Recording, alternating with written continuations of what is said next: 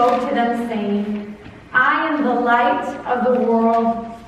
Whoever follows me will never walk in darkness, but will have the light of life.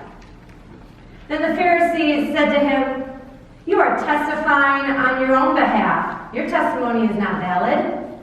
Jesus answered, Even if I testify on my own behalf, my testimony is valid, because I know where I have come from and where I am going. But you do not know where I come from or where I am going. You judge by human standards. I judge no one. Yet even if I do judge, my judgment is valid. For it is not I alone who judge, but I and the Father who sent me.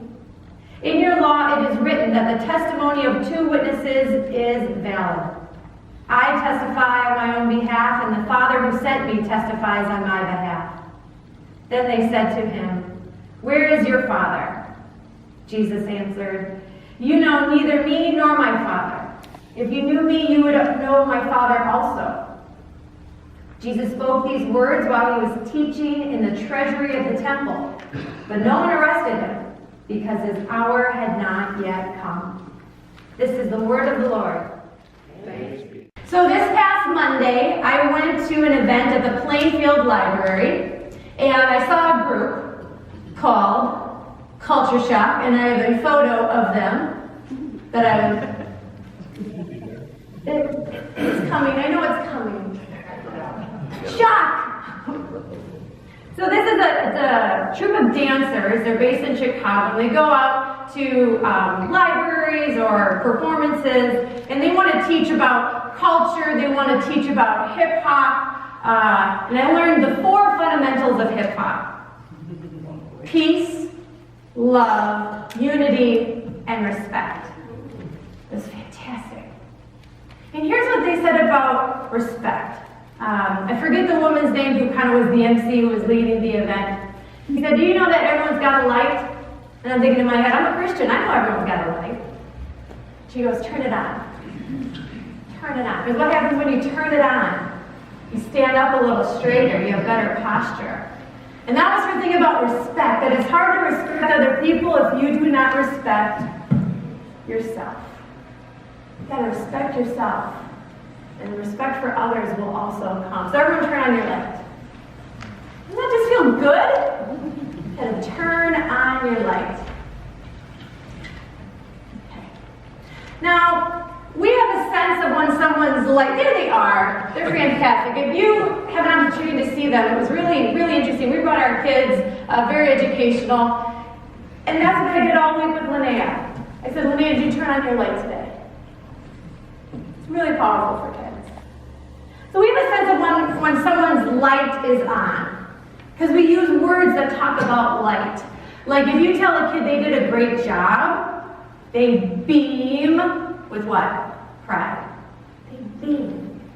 I was having a meeting with 2 other women this past week on Tuesday, and one woman said to the other one, it sounds like a joke, it's not, but one woman said to the other one, You are positively glowing.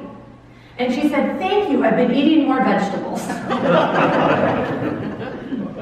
But glowing, beaming. Sometimes if someone gives, is up in a play, you say, Wow, they really shone. We use all these words that talk about lights, but I do not have a physical light bulb here. Do any of you? No, we do not have lights, and yet we all have this sense of what we're talking about, right? When someone's light is on, when they're beaming, when they're shining, when they're glowing, when they're emanating something that we have no better word for but light, even though there's no light bulb right here. So in reading our scripture today, Jesus talking about the light of the world, I thought, how is our light related to God's light of the world?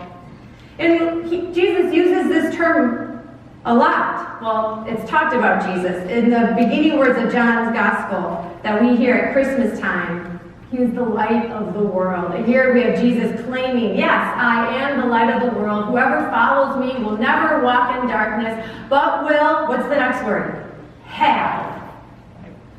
But will have the light of life. All right, two things are completely intriguing to me about that line. That light and life are intertwined completely. Light of life. Not light and life. Light of life. And the followers of Jesus, what do they? They have. They have the light. They don't get to see it. They don't get to use it. It's not that it will be somehow turned on for them in times of darkness. They have it. The followers of Jesus have that light. So see if that can sink in. The light of the world is in you. You have it. You did nothing to earn this light. And guess what? Your mama and your daddy didn't give you this light. This light is not from this world, and yet it is the light of this world. Turn it on. Turn it on. All right, now while I got your minds going, I found this man's words very interesting. His name is John Philip Newell. I'd never heard of him before, but he is from Scotland. He has a lot of thinking. He does a lot of thinking about faith and spirituality, and he has some thoughts on this divine light that we have.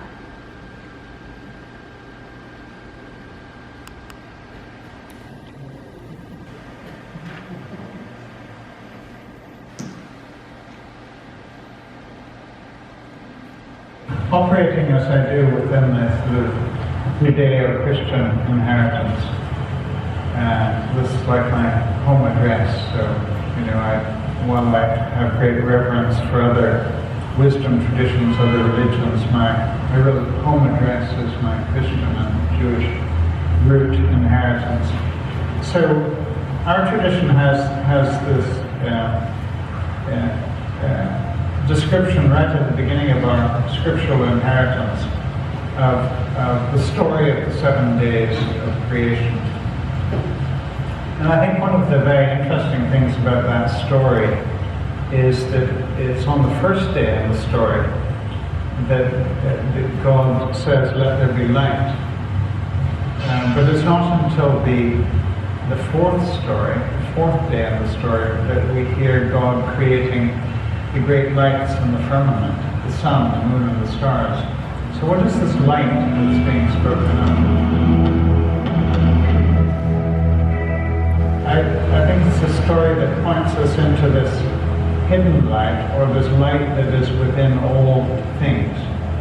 And if somehow that light of the first day were withdrawn from the universe, then everything would cease to exist. So that this divine light, or this sacred light of God, is not only a dimension of life, it is the very essence of life. And in the Celtic Christian tradition, from which I draw very heavily,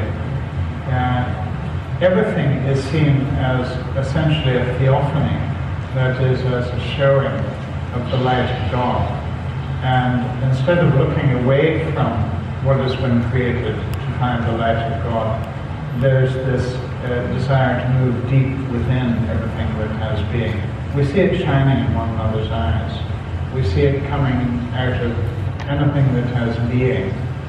And there's a Scottish poet, Kenneth White, who speaks about a grey stone from the Scottish shores being split open, and in that apparently grey stone, when it's split open, he sees this sort of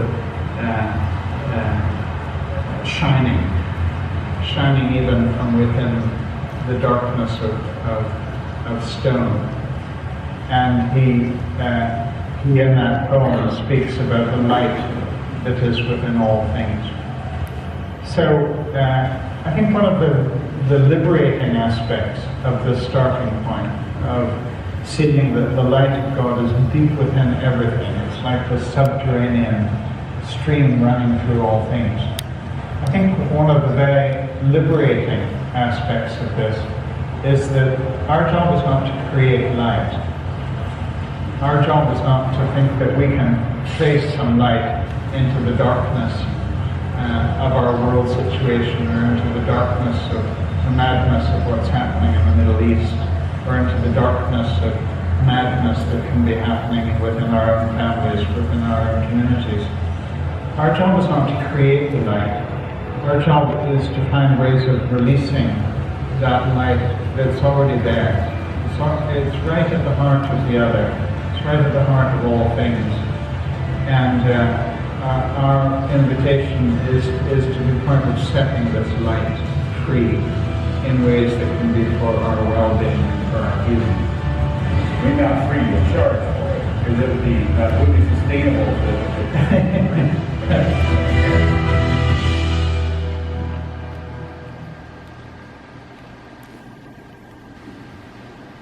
Did this grab you too? This will really grab me from his words.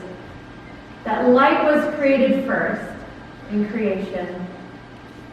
And then a couple days later in creation story, all these things that we would call light are then created.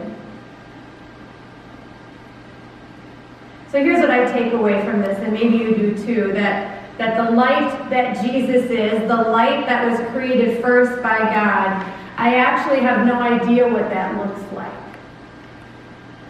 Because it's not the light that we call light.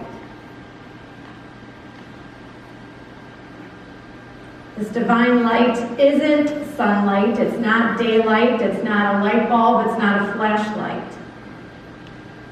But back to when we talked about people beaming and radiating and glowing. What if we can see this divine light only when we look at other people? Or plants, or your pets, or flowers, even a stone. I can't see my own light. I can feel it. I know when I'm my best self. I know when I'm not. But I need others to show me what divine looks like, divine light looks like. Jesus said, I am the light of the world. Whoever follows me will never walk in darkness, but will have the light of life. Usually when I read this, I think about how desperately we all need Jesus in our life.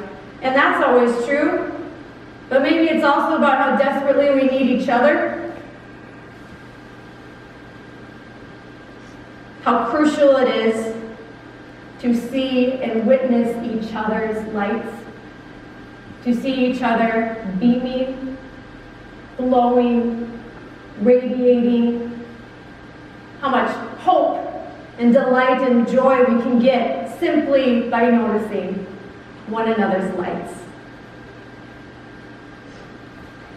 So to end, I need your voices and your ideas. So I want you to think of one person that you're going to come into contact with today. One person. It could be your spouse, it could be a child, a parent, it could be a neighbor, it could be a player on a sports team, it could be someone here at church. And I want you to think about, how might you help this person release their light? That's our job. How are you going to help someone release their light? So the last thought I'll leave you with is, all right, so one person today, you are going to see if you can help release their light. There's maybe 50, 60 of us here. 60 people who just might feel a spark of difference in their life today. Just play that out. Play that out the rest of the week. Amen. You make all things work together for my good. You make all things work together for my good. You make all things work together for my good. You make all things